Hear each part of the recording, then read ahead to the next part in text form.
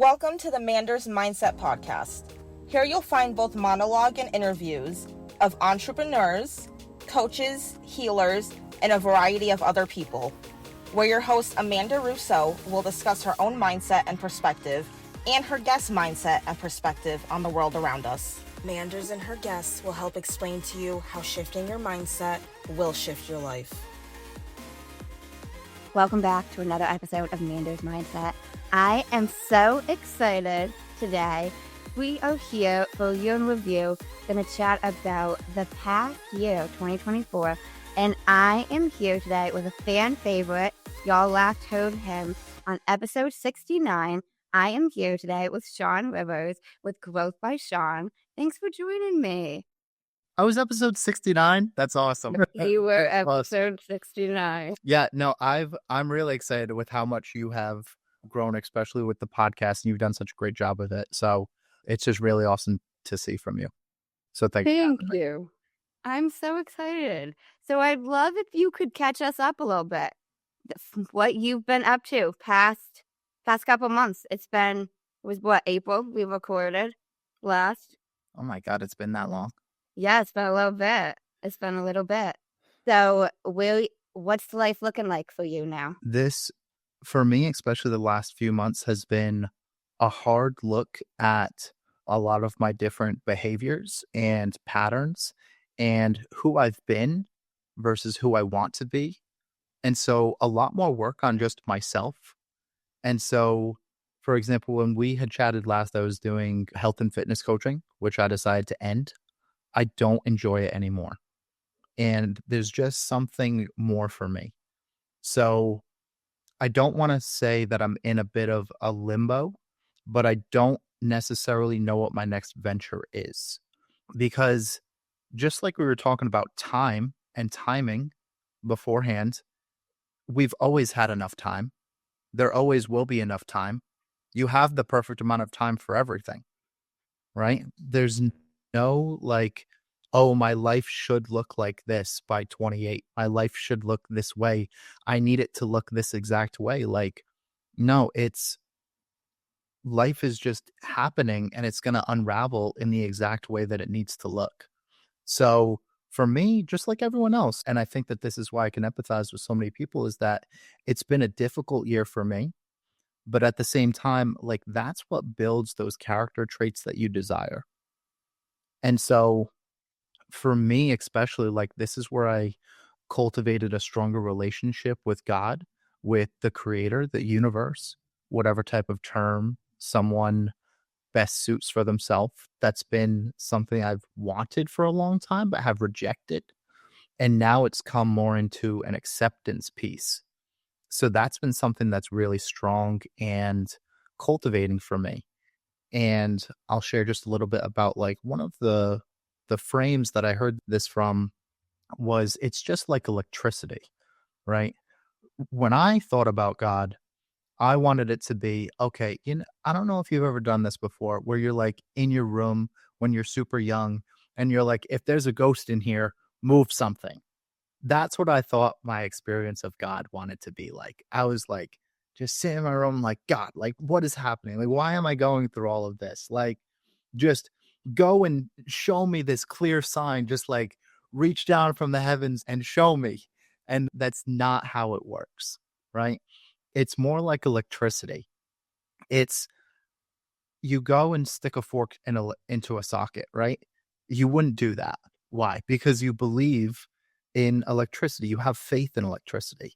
But can you explain it? I can't explain electricity. Okay. And so for me, this is something that just really clicked. It was okay, I want to believe and I want to have faith in it, but I wouldn't go and do that. And so for me now, cultivating a relationship here is something where it's oh, I'm just going to thank God for all of these experiences. Think about how the two of us became friends, right? When we were on dating apps in, let's say, 2019, 2020, 4 or 5 years ago, right? We matched with each other. We had great conversation. And then a friendship, a relationship grew from there, right? But what are the odds of that happening where 5 years later Think about how many people you've talked to on a dating app 5 years ago. How many people do you still talk about or talk with, right? For me, not many.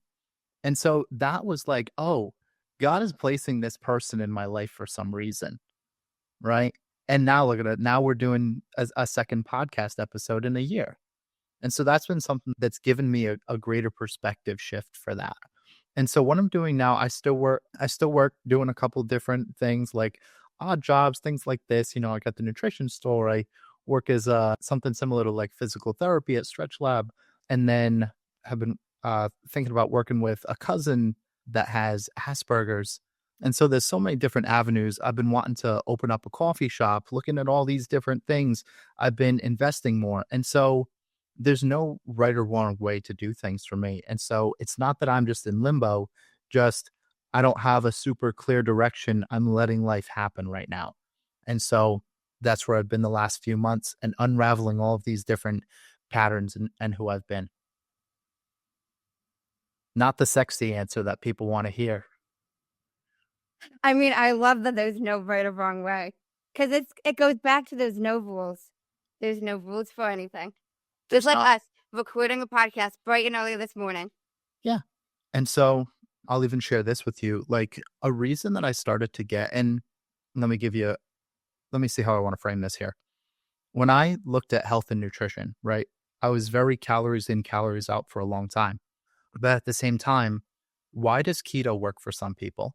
Why does intermittent fasting work for other people? Why does high carbohydrate work for some people?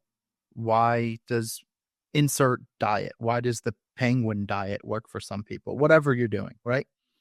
And so there's no right or wrong answer to it, right? There's only what works for you. And there's all these different approaches.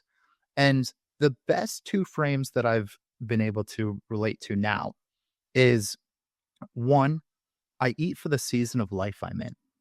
Okay.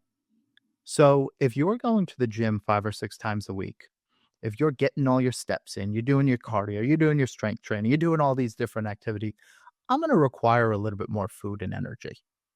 If I was on top of a mountain, all right, just meditating 8 hours a day, all right, 7 days a week for 2 months, my body's not going to require that much food. All right, completely different season. And now the other frame that I've started to live by is I only eat foods that love me back. That's it. I just eat foods that love me back. Why would I go and eat some big, huge, juicy cheeseburger that I know is just going to cause my stomach like stress? I'm going to feel groggy afterwards. I'm going to feel lethargic afterwards, maybe even a little bit of brain fog. Why would I do that to myself? And so I eat foods that make me feel good and give me energy.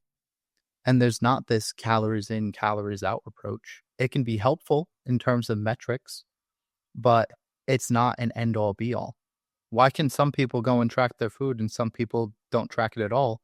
Some people lose weight and some people don't. Right? What works for me isn't going to work for you. So there's so much nuance to health and nutrition and even life, right? For you, recording podcasts 4 or 5 times a day might work for you, right? For someone like me, it might not. Who's right and who's wrong? It's right for you, but it's wrong for me. That's it. And you can relate it to everything. So there are no rules, right? There's only what works for you and there's what works for me. And they're allowed to be different. You go and see someone at the gym, right? And you're like, oh my God, what is their form, right? We've seen these people where you're like, what are they doing? And you're just confused. But at the same time, what happens when you see, a big, huge, jacked guy and he has the worst form in the world? How did he get so big and jacked with the worst form in the world? What makes it so that my approach is right and his approach is wrong? Right? If he can feel his muscles working, he's not getting injured, and he's putting on the muscle he wants to put on, how am I going to go and call that wrong? Especially if has the body he desires. Right? So during this time, I've been able to find a place of much less judgment and more curiosity for why people are doing certain things. I want to backtrack a tad. Yeah. You mentioned that you stopped doing health and nutrition coaching. Hmm. And now you said because you weren't enjoying it anymore. Hmm. You know, we've talked about that a few times with different things that you're not doing fill in the blank because you just don't enjoy it anymore. Hmm. Have you always been the type of person to stop doing just what you're sick of? No.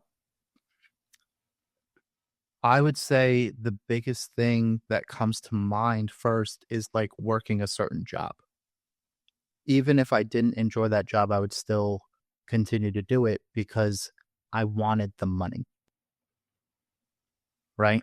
So now this has become a little bit more of that spiritual practice of detachment, right? Okay, you know what? Like, I don't enjoy health and fitness coaching anymore. I could see more clearly that I was just taking people's money and I didn't actually enjoy going and having conversations about their habits, behaviors, and the food that they're eating. So, why am I taking their money from them?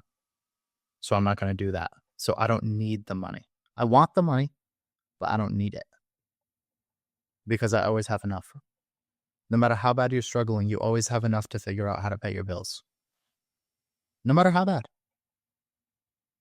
You believe that? Yep. Have you ever not had enough? Me personally, no. Then how could you say that you believe that you are not going to have enough? I don't believe that. Okay, then neither do I. How did you start being able to get into this detachment, though? You said you haven't always. Like, what shifted? When did that shift?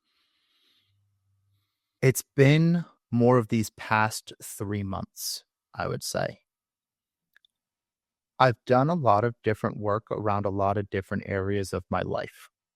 So, to begin, I started working around acceptance and what acceptance even means.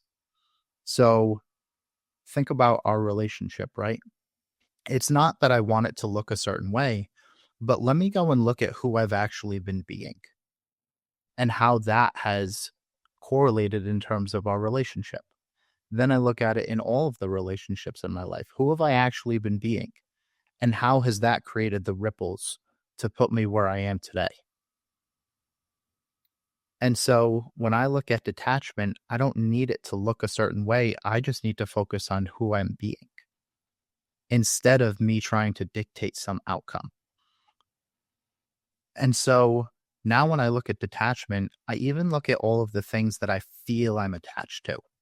Money, right? Having relationships look a certain way, having my body look a certain way, having like even the things around my room or my house, right? You ever just like went to like purge different things in your house? You're like, I'm going to get rid of a bunch of these clothes. And then you got this t-shirt from 2007. And you're like, why do I still have this t-shirt that I don't wear? Right? Why am I attached to this t-shirt? And so it was a physical environment clearing. And so let me go and clear that out. Let me try to frame this in a different way as well. Imagine that you are a boat and you are just this big vessel. And so how do you clean the boat? How do you make it so that the boat moves clear through the ocean? You scrub the barnacles at the bottom, right? So that's what I'm doing with my life, with my soul, and with my spirit. I'm scrubbing all of those barnacles. It's not that I'm finding new ways. It's just that I'm scrubbing all the barnacles off. And that allows the new ways to enter. So I don't actually need to go and find the answers. I just need to stop doing what I've been doing. I just need to get rid of the old ways. I don't actually need to find the new ways. And so this detachment is that, as I become more of a spiritual person and understanding that I'm just like this soul on earth, right? Just have in this human body. And the best way that I've like been able to really hone in on that is I had this guinea pig, okay, for many years. Her name was Respucia, and she was the best guinea pig I've ever had. She was the best little nugget, okay? Respucia was about 6, and we had to put Respucia down. And we loved Respucia so much. Okay. We put Respucia down. Now, Respucia's physical body is no longer here. But why do I feel more love than I ever have for Respucia, even though her physical body isn't here anymore? Now, why is it that I can still feel Respucia here? Her essence and her spirit is still here, even though I physically haven't had her with me for so long. And so we often become attached to this physical form of someone, or we become attached to all of these physical attributes or anything, right? But that's not what it is. It's the energy that goes back and forth. It was Respucia's energy that I loved. And it's Respucia's energy that lives on. It's not her physical being. And so I don't have to be attached to this physical form of something. Does that make sense so far? Yeah, I'm listening. Okay. Yeah. And so Oh, it's just, yeah, I mean, I can conclude, but it's just like, I don't want to just ramble on, right? But everything that we have, it comes in and it goes out, and it's not actually mine, right? Think about money in your bank account. We want it to be ours. It's my money, right? But it's always going to come in and it's always going to go out, right? It's these clothes that I'm wearing. They're mine now, but eventually I'm going to get rid of them, right? I don't need to be attached to them. So I don't need to be attached to really anything. And it's just a practice. I'm not perfect with it, but it's just repetition. Why am I attached to this? Why do I need this to look a certain way? Why do I need this relationship to look this way? Less about how things need to look, less about this physical thing that I need to have, and more about, okay, you know what? I enjoy this energy. I enjoy who I am right now, and I'm happy and content with that. And then when you're not letting it go. When I'm not letting it go? What do you mean? When you're not happy with it, letting it go. Because you've been even outside of professionally, even hobbies or whatever, like you've been someone who's really good, or in my eyes, to not do the shit you don't want to do. There's a time and a place to do things that you don't feel like doing, right? It's one thing to dictate our entire life off of our emotions. If I just never did anything that I felt like not doing, I would get nothing done. I would lay on the couch all day long, and that's it. I would lay on the couch and I would probably eat like peanut butter all day and just Why eat some peanut butter? Because I like peanut butter. I'd probably lay on the couch and I'd eat peanut butter all day or something. And so it's one thing to base your entire experience on your emotions. It's another thing to take a hard look at what do I actually enjoy doing and why am I doing it? You know, it's not every day that I want to go and read every single day. I enjoy reading, but there are times I don't feel like reading. But I also know that I'm planting a seed because I'm gaining wisdom and knowledge. Right? But for something like health and fitness coaching or a hobby, I don't enjoy doing that anymore. And so what was the reward? The reward was that I was getting a monetary gain, but I'm not attached to that monetary gain anymore. So I don't have to do that. Right? With the podcast, right? I'm not doing my podcast right now, and I'm not going to start that back up until after the new year. Right? And what was I doing it for? Well, to gain knowledge and wisdom, right? To have a bigger network, to go in and I enjoy talking with people. But right now, I don't enjoy doing that. So why am I going to keep doing it?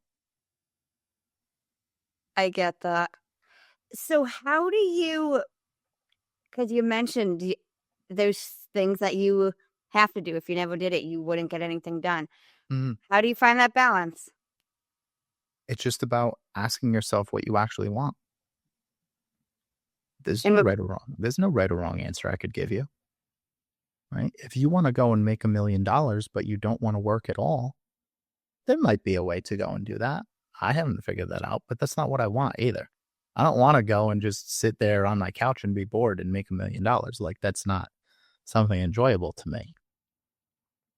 So ask yourself what you actually want, and then ask yourself why you're doing certain things and who you're being. You can just continue to ask yourself, the thing that I'm doing right now, is it in integrity with the person that I want to be? And is it honorable?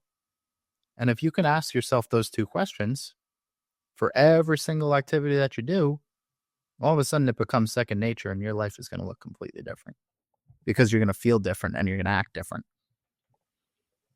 Is it with integrity? I like that. You haven't always asked yourself these three questions. No. Do you do it for everything? No. Because it's not always the top of my mind. But again, it's a practice, right? So the more that I can continue to ask myself this, the more second nature it becomes. So for anyone listening, for you, right? Think about the small things. You ever seen a piece of paper or like a little like crumb on the floor or on your counter and you walk by it every single day, right? For me, I've been there. Okay. And so I started to ask myself, why do I just leave that there? Right? What game am I playing? Right? Why do I just leave that there and not do anything about it? And it seems small. It seems minuscule, right? It feels like it shouldn't matter. But how many times do I do that with bigger things as well? I look at something that I don't like and I just leave it there. So if I can start with something small, what's the honorable thing to do? What would have the most integrity? Having a clean space, having an organized space. Think about when you have a big pile of clothes on your bed or your chair versus when you're done, okay? When you actually put them away.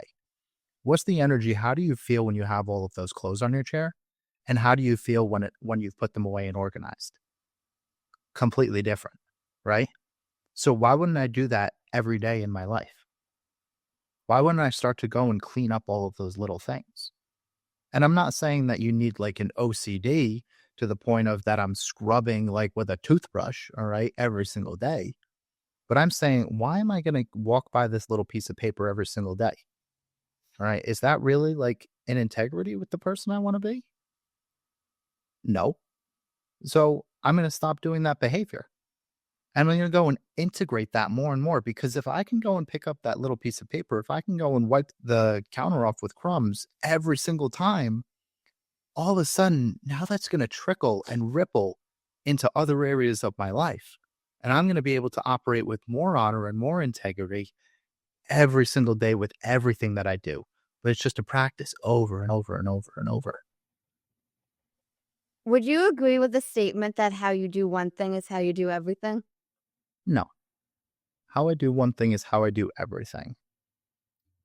Because how I do one thing is not how I do everything. Let's see. If I was to go to the gym today, I may work really hard, right? And I'm going to push myself to my limit. But then tomorrow, I may not push myself to my limit. Is one wrong or one right? I mean, it's not a matter of right or wrong, but it's... So you don't think that how you do one thing is how you do everything? I don't think so. I don't think that the behavior is something that we need to just pinpoint, right? Like we look at these black and white statements and we're like, oh, I want this to be right or I want this to be wrong. Like I want to agree fully. And the thing is, there's just nuance to everything. So what's the more, again, we could look at what's honorable, right? So if I was to go walk into Target right now, okay, and go and punch someone in the face, all right, that wouldn't be a very honorable thing to do. But if I saw someone getting mugged and I ripped that person off of them and punched that person in the face, same behavior, different circumstance. So how I do one thing is not how I necessarily do everything. If I want to go and lay in the couch for an hour and just be a vegetable and watch TV, cool. Right? But if I want to go to the gym and then work as hard as I can, great. So what's going to be honorable for me in that moment? They're going to be different. So I don't think how you do one thing is necessarily how you do everything. Okay. So even in terms of like your mindset going into things, you don't think you show up with a similar mindset? I think it depends on the situation. That's fair. It's a comment I've heard said a lot, and I have mixed feelings on. Again, like for someone else, it might be right. For how they do one thing is how they do everything. For me, it's not. And that's it. And I don't think I'm right or wrong. It's just right for me. That's it. Like, I'm not going to go to the bathroom at the gym and leave pee on the toilet seat or something, right? Like, how you do. You have all these crazy fucking examples. I Yeah, just but gotta say. So I tried Like you pushing the guy at Target, you're leaving piss on the seat. You've got out there examples. I just had to say that. Continue. Thank you. The reason I use such extreme examples is because people understand them and they're relatable. People can go and be like, oh my God, I've gone to the gym and I see piss on the seat. Right? I'm sure you have. And you're like, oh, this little shit. Like, what did they do? Like, why did they leave this here? Blah, blah, blah, blah. Right? And so, like, how you do one thing is how you do everything. So, like, if I'm at the gym and I go to the bathroom and there's whatever on the sink, I'm going to clean it up. Right? And so in that aspect, sure, how I do one thing is how I'm going to do everything. I'm going to clean the toilet. I'm going to clean my machine after the gym. Right? But that doesn't mean that as soon as I need to make my bed so that it's like perfectly airtight, like I don't need to give 100% effort. I just want it made. I want it to look nice. But I don't need it to be to the point where it's, oh my God, perfect. I get what you're saying. I get what you're saying. Now, I want to transition back a tad bit. You started talking about God and the Creator, and now you started leaning more into that. Is there something that helped you with that? Because you mentioned you were looking to like see like a ghost, almost like God. Yeah. So when you didn't get that, did something happen for you to suddenly start having more belief?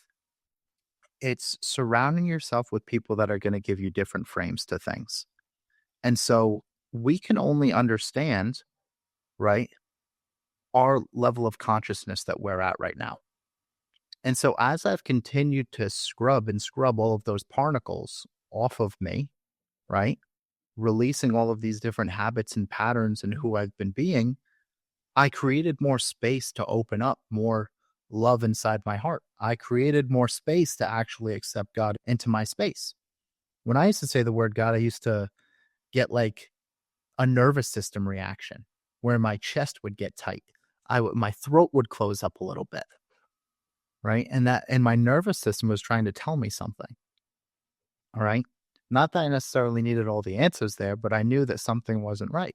Why is this happening? And you don't need to date it back and find the exact day where I was like, oh my God, like God, XYZ. It was, I kept putting myself in different rooms with different people that would talk about these different types of things. And as I continued, because just like this conversation, you're not going to be able to unhear anything, right? Now that we've said it, now you know, now you're open to a different frame. You're open to a different belief. And so as I continued to open myself to different beliefs and my consciousness continued to elevate, I could finally hear what people were saying. And so this conversation for us, right, whether someone believes in God or not, they could go and listen to this tomorrow, okay? And they could be like, oh, this is silly, this is whatever. But it's not something that they're going to be able to unhear. But then in a year's time, they could have a completely different awareness. They could have a completely different level of consciousness. And all of a sudden, they could go and listen to this podcast and be like, oh my God, I completely understand where this where this guy is coming from. And so there wasn't this one big aha moment, right? It was, I want to have faith. I want to believe in something that's bigger than myself. And so I'm going to work towards creating this relationship and cultivating this relationship. When you start dating a person, right? What are you doing? You're doing all the things. You're taking them out on dates, okay? You're buying them flowers. You're buying them little gifts. You're, talking with them emotionally. All 4 things right there, right? And so me just sitting in my room being like, God, show me a sign, that's one thing, right? But okay, you know what? What else could I do? When I'm on a walk, now I go and I just have a conversation with God on a walk, right? Now, you know what? Let me go and read the Bible, all right? Let me just go and read a little bit of scripture. It's just ancient wisdom. It's not that I'm going and giving my life to Jesus Christ. It's, you know what? How can I embody some of this wisdom with who I am today? All right. And be more like that. That way I can be a more loving person. And so you continue to do more and more things to cultivate that relationship. And over time, it starts to change. It's not that I just took a girl out on a date once and I'm like, all right, there we go. We're in a relationship. No, you got to do more things to cultivate this relationship and bring yourself closer. So it's the same thing with finding faith. So you started cultivating that relationship. That's it. And you approached it almost more so as a relationship as opposed to, I don't know what you were approaching it as before, but I was approaching it as something like, I need a higher purpose in my life. I need something to just go and save me. I need some savior to come down from the heavens and just be like, this is why all of this is happening. That was where I was. But that was the level of consciousness that I was at. So as I've started to open up more, expand more, now I've created new space to allow different things into my life. And so now I'm like, oh shit, like, oh, now I can do this and do this and do this and do this. And now it's a relationship. It's not me just being like, I want this from you, just screaming at the sky. It's, oh, this is a give and take. Let me give things to you and I'll receive things back. It takes 2 to tango. I agree. It does take 2 to tango.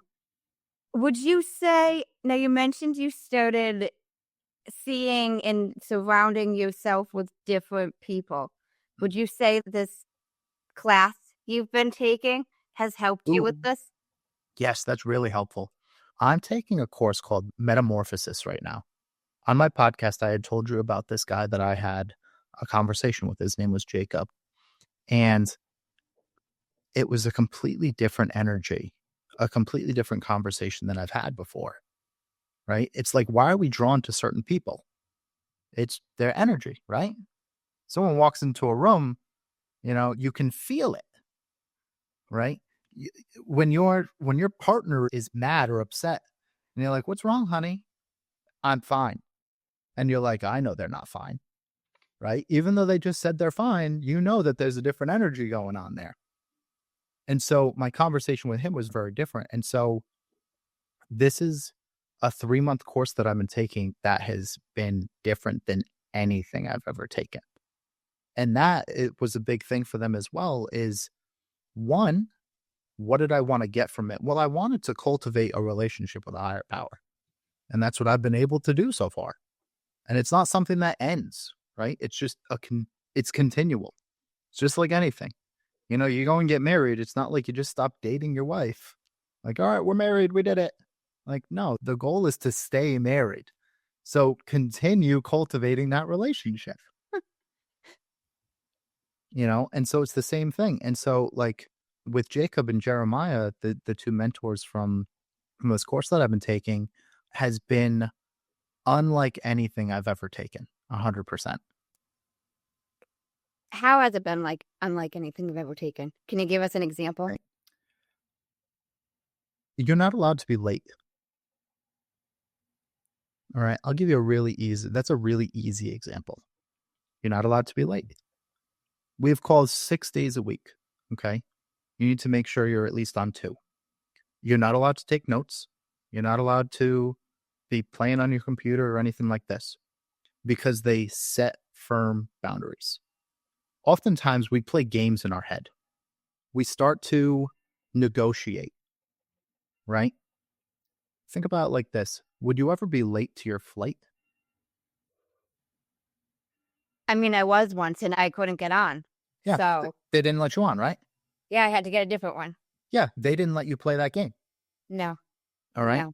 For example, and this is not to call you out. This is just to show the truth and the facts. You were late today. I Right. was. Right. I had said, like, I don't want to do the podcast anymore. You were late. It could have been a really strict boundary for me. Right. But would you ever be late again? No. No. And so when they make boundaries like that, oftentimes we play games in our head. It's, have you ever been late to work? No. Yeah, I have. So I've been late to work before, right? With whatever job I've had. Well, what was the repercussion? None. So what's stopping me from being late again? If you're late to their class, you don't get in. Class starts at 1. If you're not there at 12:59, you don't get in. You miss the whole class. And you're going to be late? No, it's a boundary. And so we often negotiate with ourselves. We play all of these little games. Well, it's only a minute. Like, it's 1 minute. But you know what? It's 1 minute, and that's their boundary, and that's the game that you chose to play. And so where are the other games that I'm playing in my life? Where else am I negotiating? Where am I letting little things slide? And it's been a big change for me. I bet. It's interesting how you mentioned if there was a repercussion, you're much less likely to do it again. You probably won't. Even I missed that one flight, and I didn't think I was going to be late, but with how soon the baggage was and whatever, I haven't missed another flight though. Like I've been like ridiculously early. Yep. Like to the point where there's been 2 flights that they're like, we can't take your bags yet. We haven't started checking. It's too soon. I'm that early. But I wasn't going to let it happen again because of the repercussion. Yep. And then you just look for all of these other things in your life. You're like, where have I been negotiating with myself? And the reason I use that example is because it's so easy for people to understand. Because most people have been late to something before. To something, yeah. Yeah. What if whatever event you went to or work or whatever, what if you were late if you were fired? Would you ever be late to work? Nope. No. Because it's the same thing with your flight. If you're late, they don't let you on. So what if when you went to work, if you were late, they don't let you work for the day? It would change. But we play and negotiate in our mind. And we try to justify things. And it's just a story that we've created. How do we shift the story? It's not necessarily about shifting the story, right? It's about looking for the facts. It's not about, you don't need to go and change the story. You just need to look for the facts. And when you can find the facts, then the story just becomes something that's just there and you realize you're just making a story. So when you look for the facts, what is that going to help you with? The fact is today, you were late, right? The story would be, oh my God, Amanda doesn't value my time. Like, why is she late? Like all these things. But just the fact is you were late. That was it. And so now you look for all of these different areas in your life where you're creating a story, you're creating a narrative. Just find the fact. And most people are shying away from the fact and creating a story. And when you can just have the facts, when you can just find the truth, it's easier to accept it. So it's not about changing the story, right? It's just realizing that you're creating a story. Because Okay. why would you go and want to create a story in your mind and then just create another story instead? Okay, but what I meant, can I clarify? I think what Yeah, please, please. maybe not a story, but like shifting the fact that of not being late, like recognizing the fact and then shifting it so that I don't know if I want to call that a story or if I want to call that a fact, but so that the fact changes Okay, so is what I'm saying. so Making you're a person that's late, okay, and you okay, don't want to be late anymore. That's yeah, what we're getting at. yes. How do you not be late? Well, I'm trying to shift the story, or maybe it's not a story, maybe it's a fact. I'm trying to shift the fact. So you want to make it so that you have more boundaries in your life. I guess, yeah. So like here's what I'm hearing from you. You're someone that's late, and I'm using you as someone that's like just as the example. I'm not saying you're always late. I'm saying this is the example that we're using. So there's someone that's late and they want to be someone that's on time. It doesn't sound like that. Like you're trying to make it so that you're someone that's on time, right? And you're asking me how to change this story, how to shift it, like how to shift my mindset so that I can be someone that's early or someone that's on time, right? That's what you're asking. Yes. It sounds pretty simple, right? Maybe to At some you. at some point. So, okay, you're someone that was late today. And I was late for the flight, but because there was a repercussion, now I've never been late for a flight since. I've had 6 since that flight I was late to, and I haven't been late since. Then set more boundaries and repercussions in your life. Sometimes we want to make things so complex, right? Where it's just simple. Just don't be late. That's it. That's it. You know, I could go on and on about setting boundary this and, shifting mindset this. And you know what? It's so simple. How do I become someone that's early? Oh, be early. And that's it. Okay. Realize that you're creating this little story in your head of it's okay to be late. And ask yourself, is that who I want to be? Do I want to be the person that doesn't care about someone else's time? That's fair. That's it. You don't need some big, huge, complex answer for a lot of things. The facts are simple. You were late or you were on time. That's it. There's no in between. There's no in between. Fair enough. I want to transition a tad to something a little more lighter, something a little more fun. I know you took some trips this year. I'd love to delve into them. Ohio. You're looking at me like I'm fucking nuts. I know you went some places. Yeah, I was trying to think of where I've been. I know Ohio was one of them. Yeah. I've done a lot less traveling this year, actually, this past year. Finances were something that was really difficult for me. I'm still navigating a lot of debt that I had created, over the past couple of years. But my sister lives in Ohio. That's why I went to Ohio. So it's the city of Cleveland is not that exciting. Seeing Taylor is always amazing. That's it. So it doesn't matter what you do. It's just who you're with. That's fair. That's I've it. never been to Ohio. Is there anything No, you don't? no. I don't really recommend. No. Taylor doesn't love it there either. Yeah. She's like, it's fine. Like people from Cleveland, and of course I'm projecting here, but people from Cleveland are like, oh my God, like I'm so proud to be from Cleveland. And that's it. But there's nothing to actually like go and do. There's nothing like super exciting that's like drawing someone to Cleveland, Ohio. Did you do any trips that you enjoyed this year? I'm trying to think of, I don't really think I went anywhere this year. Like the year before, like 2023, I took like 2 or 3, maybe 4 trips. But this past year, I really didn't do a ton. No, I've really just been, no, I was more homebodied. I really didn't travel at all. Next year, I mean, I plan to go to South Dakota in in February. I actually got a free ticket to Podfest for January. I'm considering going to that. It's in Florida.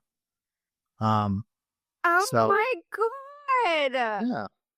You killing me. Why? You are literally killing me. Why? You just are. You just fucking are. Buzzsprout sent me an email.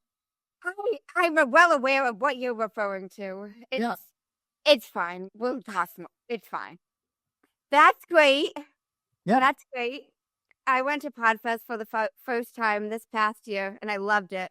Well, okay. So I'm saying all of this because we were talking about choices off air before we started recording, and a choice that I'm reluctant to make, but kind of thinking I'm making, is that I'm not going to Podfest this year because even though I'm able to make it work with budget wise, I'm leaving the country a week later.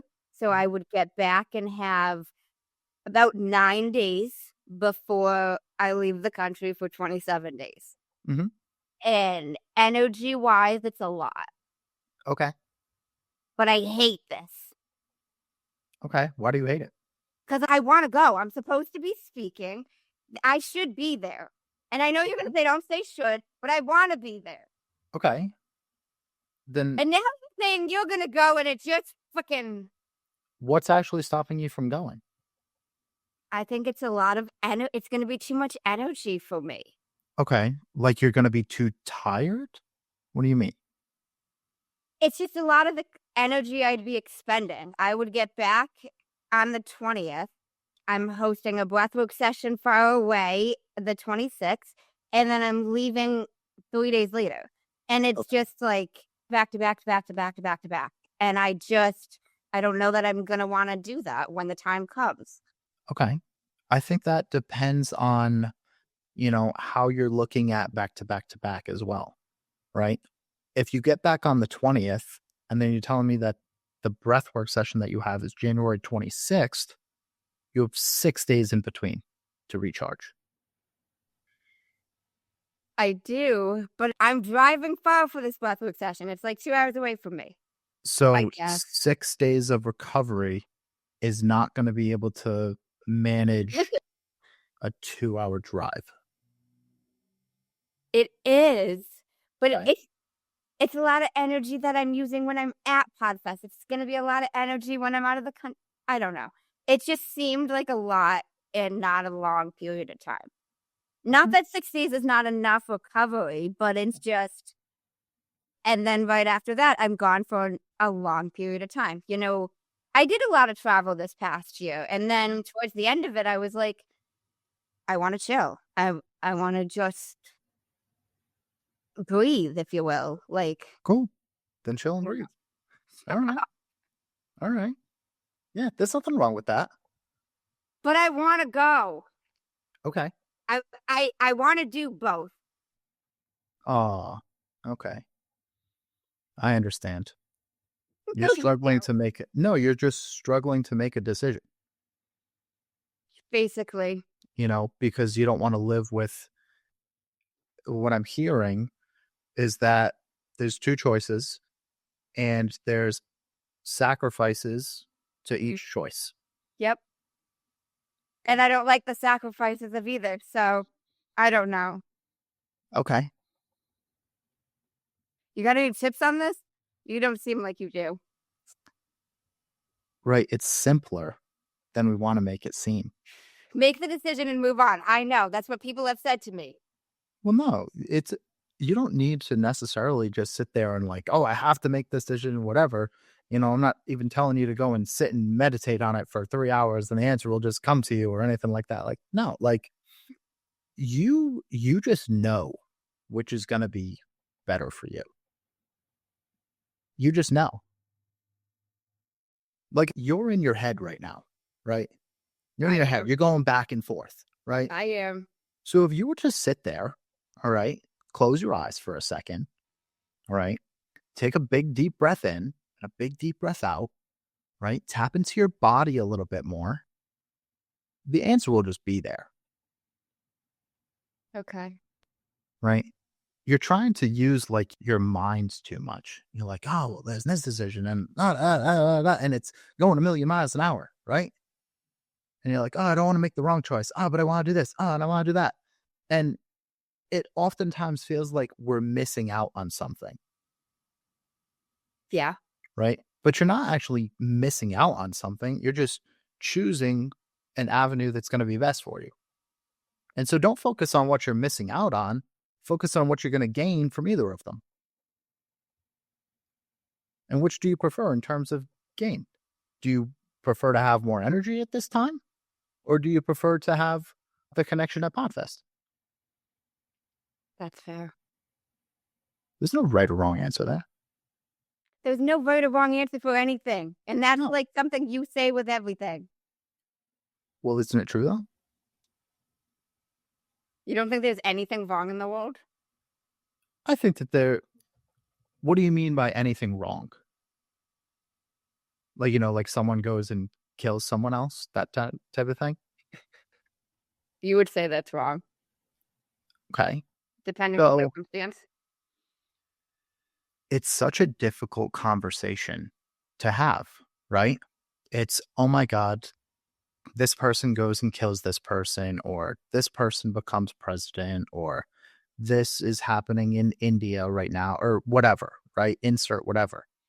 And oftentimes we get so focused on these, like this one thing, right? And it's a difficult conversation to have because we're not zooming out.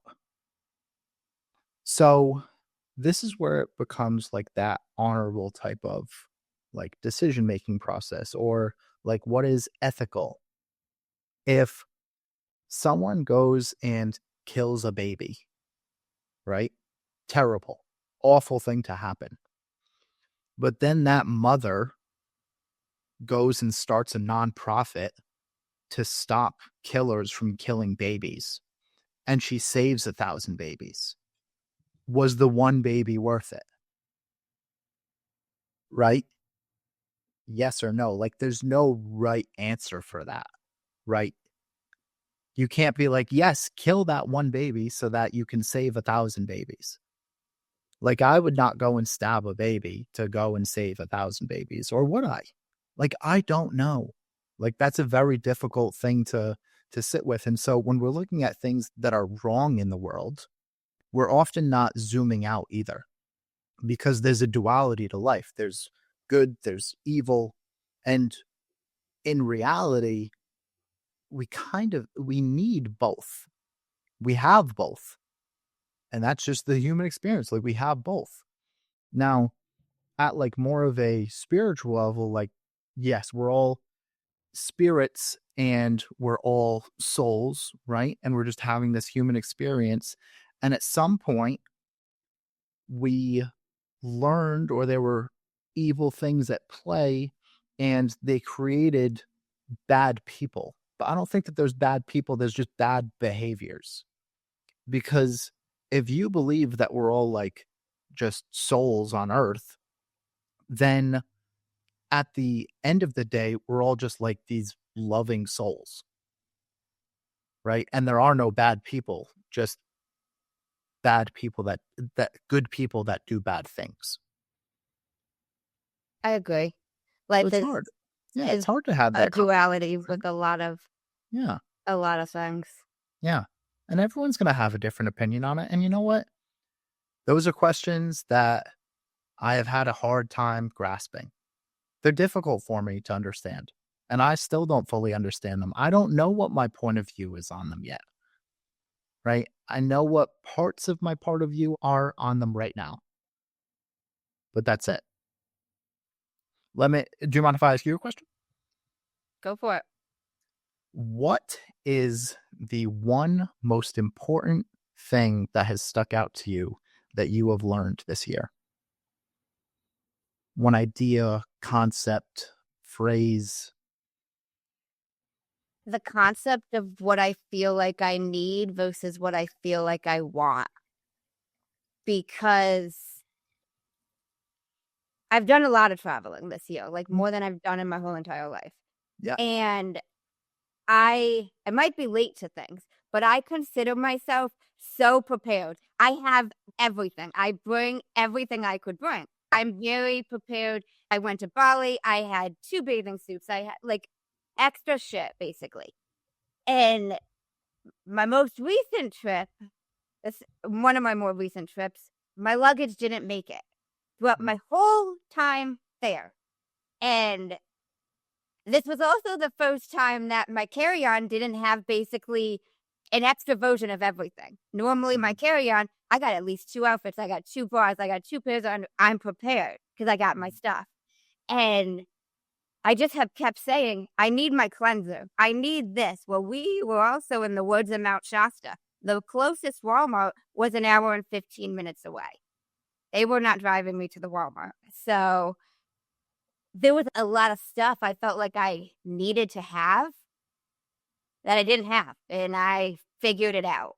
Like, and a lot of it was wants, you know what I mean? Even like, I'm like, we're in this cold winter. I can't be going out there and I'm going to freeze to death. And I was with 3 women all older than me. And even one of them's like, you're not going to freeze to death. There's a thrift shop down the store. We'll buy you a hat and we'll figure it out. And I'm like, okay. And we did. I'm like, I can't wear sneakers in the woods or my front sneakers in the woods. And it really showed me like, even what you think you need, you don't necessarily need. Like I always had myself and I was physically fine. Mm-hmm. Yep, that's an important lesson. And you know what? I think that is even just a practice for you to bring this full circle of detaching from things, right? And even though, like you asked me how I've been able to detach from things, you just put yourself through a practice of doing it. You just didn't call it that. Ah, I did. I just didn't use that word. That's all. Even though I put myself through the practice of it unintentionally. Yeah. It's like I didn't choose to forget my luggage. It just didn't come. Yeah. But that was still just a detachment practice that you did. You're right. It was. So now there's not like some specific practice that you need to do. It's just how you view things. That's it. Just like I've framed things different ways for you, right? Or like how we bounce off of each other and talk about different things, right? It's just our perspective of the experience that we're having. Wow. Mind blown yet again. Okay. No surprise there. So what are you most excited for 2025? What am I most excited for? I would say I am most excited right now to love other people and make them feel good.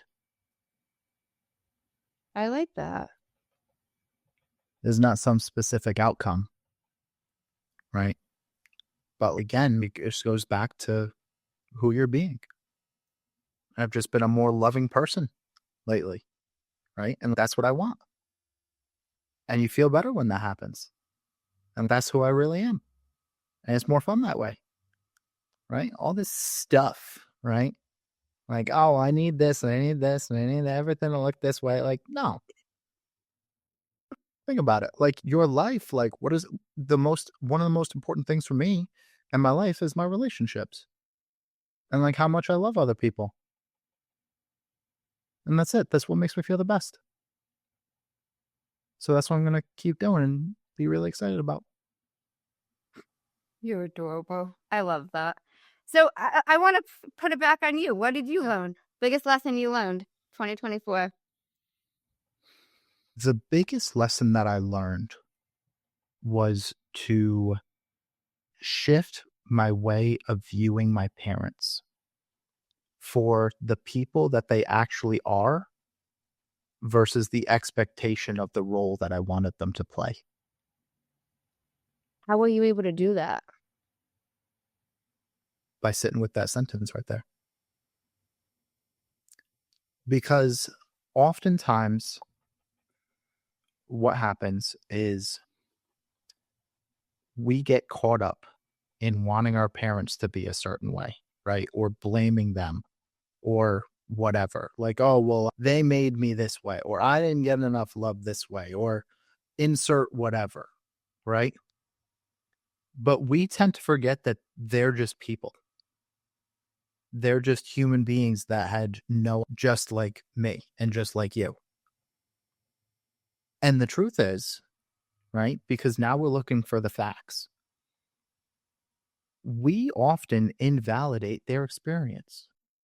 Why is my mom getting mad at me for this? Why did she do this when I was younger? You had no idea what it was like for your mom to be married to your dad. You had no idea. And so how are you going to go and invalidate her experience of how she reacted to something when you have no idea what it was actually like to be married to your dad? You had no idea what it was like for her growing up. You have bits and pieces of things that they've told you, right? But you have no clue and how that shaped them. And so when you can build that empathy for them and then think about like who you've been based on how you viewed them, right? And there's an energy to that, right? Oh, well, I really hate my mom or I really hate my dad because of the way that they did this to me and all these different things. And then how are your parents going to feel safe? All right. If that's how you feel, oh, well, I can't tell my mom anything. Well, you already view her that she's going to judge you. So of course she's going to be defensive. That's how you view her subconsciously. That really started to open up a lot of different things for me. And not just how I viewed them, but looking at them as people instead of an expectation of a role that they were supposed to play in my mind. I wanted them to do this and this differently. Well, that's just an expectation of a role that you wanted, not the person that they actually are. That's powerful. Wow. Well, thank you so much for chatting with me. Any final words of wisdom? Any growth sharing thoughts from growth by Shawn himself? Let's see. Until you look at who you've been in relationship with your parents, you will continue to play out that relationship in all of your relationships in the future. A hard concept to grasp, but at some point, people will understand it. Well, thank you. I really appreciate it. I always have fun chatting with you. I'm glad. It always gets me really thinking. But thank you. I loved this. Me too. And thank you guys for tuning in to the Year in Review episode of Manders Mindset. In case no one told you today, I'm proud of you. I'm rooting for you. And you got this. As always, if you enjoyed the show, I would really appreciate it if you would leave me a 5-star rating, leave a review, and share it with anyone you think would benefit from this. And don't forget, you are only one mindset shift away from shifting your life. Thanks, guys. Until next time.